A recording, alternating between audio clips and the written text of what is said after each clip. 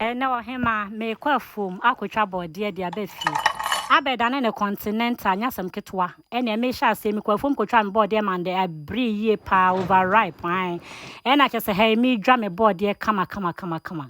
eduane we ye nananom be frɛ na kanche nanso yen new generation ye num ye de overdo yes some de nema keka ka ho ama na ye de ye experiment ena kese hey bode ni me dwa we me pen finfin tuntum no etimi yi ni nyina free mo se de wani gu so aye twa go ya afi hey me ko blend ai me di go me blend them e de me spices and obe hu mako sam enchene kakra ai we ye garlic and ginger and spring onion nyina wo be spices na te ha me hwie evaporated milk gum say twum enu mode pro mass ai we enum ye de ye hwe nye ye e na che say me ko blend dia no me blend man fake kakra ya fe me san yiye afe hey me de esam ana se woni esam abetimi afa kokonte ye nananom na mo frɛ na kanche na so ye ni ade hu se de nya ade aye dis edin be maduane we ye ni abre ye ho wo be blend ama na ye feko kama afe hey me grease me pen me de oil kakra gu me pen mu akese me hwie gu mu akese ye be ye ne se pancake no me se ade wo ha pa ni hwam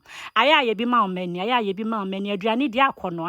afe wo de tufa yi no sauce pan mu so anya botre na men wo be pre ho yi a men finfin ne men enti na esi jaso se nyina na wo spray oil kakra gusua nya botra ma no ama na brown kama aben fefe se de wani gusua ye twagwe me se aduane we pa ne de no so wo ha ya fe ye ba be ye feelings pa we ye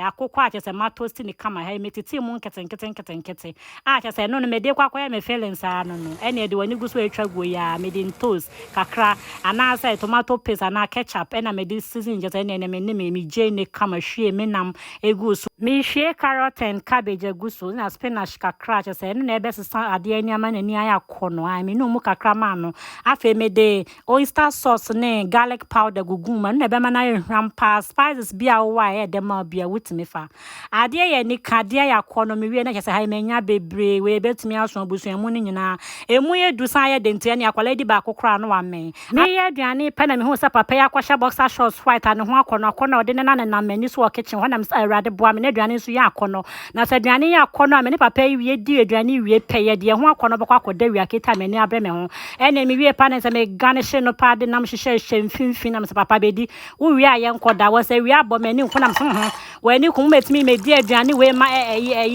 protein we nyina anye wasted a se me ne abre me ho me de serve soft drink ene Sprite pa se me di ko twa menum ade de ani kade akono baby I do that social new about and just when you did me ho I know follow me all social media platform near in some kwa ni je ho pa me das be so share me bye bye.